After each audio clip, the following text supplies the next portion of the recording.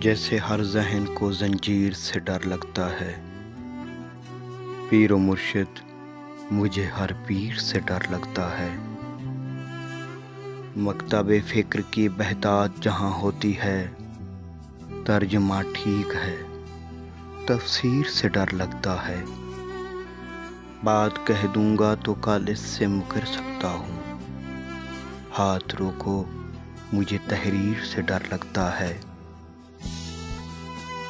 जिसमें तकदीर बदलने की सहूलत ना मिले, ऐसी लिखी हुई तकदीर से डर लगता है।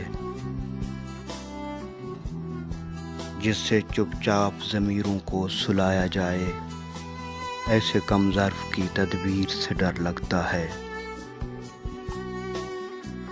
जैसे हर ज़हन को जंजीर से डर लगता है, पीर ओ मुर्शिद मुझे हर पीर से डर लगता है।